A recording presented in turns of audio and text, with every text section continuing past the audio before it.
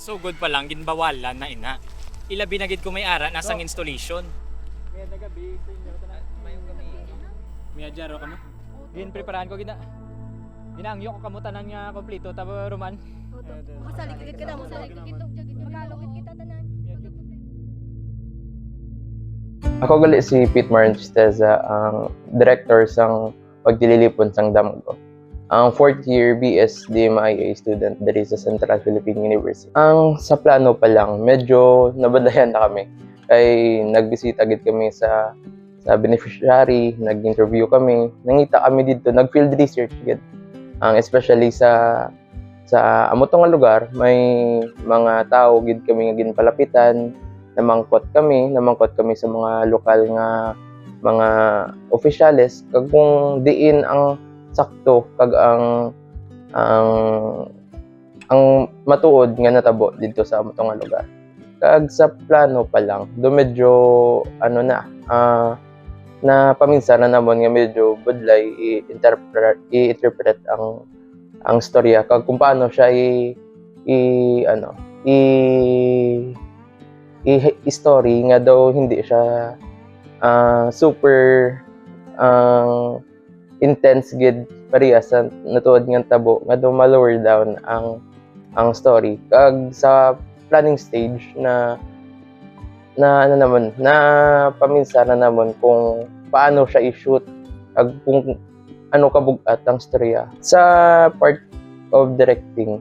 I think okay kay bulig man siguro sang kurso ko na balaan ko na ang stages kang pag-ubra sang pelikula kag kung paano siya ubrahon kag may dako gid nga parte ang past experience ko sa gimbal na kung paano kay mag-ubra pelikula, paano efficient nga ma-shoot ang pelikula.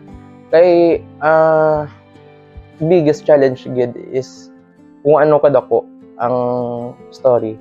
Hindi siya ga-focus lang sa isa ka tao, sa isa ka karakter, isa gid ka organisasyon. So budlay siya i-interpret nga ang mga tao dapat ginarepresentar mo sila sang maayo. Hindi lang isa lang gid ka tao ang i-focusan sang bilog ng pelikula.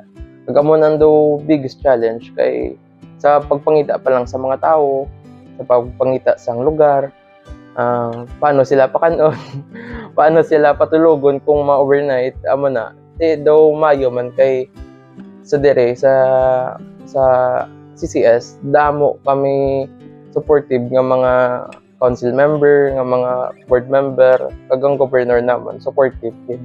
Sa region pa lang happy na gid kami ito.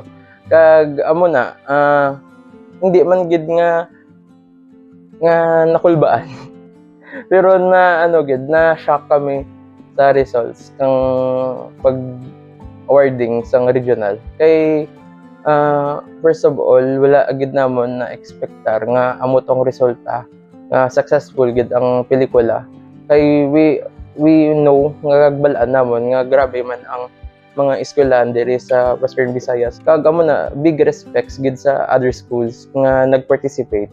Kay we know budlay i-balance bla ang outside school events kag ang sa inside school events. Kaya we know man nga hindi lang na among ginobra sa mga estudyante subong damo ga-explore. Amo na do ka shocking man kisa part namon grabe man nga effort ang na hatag sa pag-obra sa mga pelikula. Actually bilog nga event puro school ba lang gid. Mas lala ang sa national. Though bilog mo nga lawas ga-experience ng stress kay sa morning pa lang nag-nominations na kibot kami wala gid kami award. Amo to isa man gid guro ang ga-intera ka sa contest nga may kulba ginaya, especially sa makita mo na ang stage, kita mo na kadamo sang tao kag nakabarong gid, very formal ang event. Amo na with the regional directors, with USEC and secretary gid. There are many stories diri sa Western Visayas. Amo na I think ga blossom gid ang mga filmmakers diri. Ay do wala ta kawad-an storya. Kag part man na is ang different kind of filmmakers, different kind of people nga involved sa filmmaking diri sa Western Visayas. Kag isang honor nga maging best director sa kanadamong eskwelahan sa bilog nga Pilipinas. Kag mahambal mo nga kaya man sang CPU mag excel towards amo na.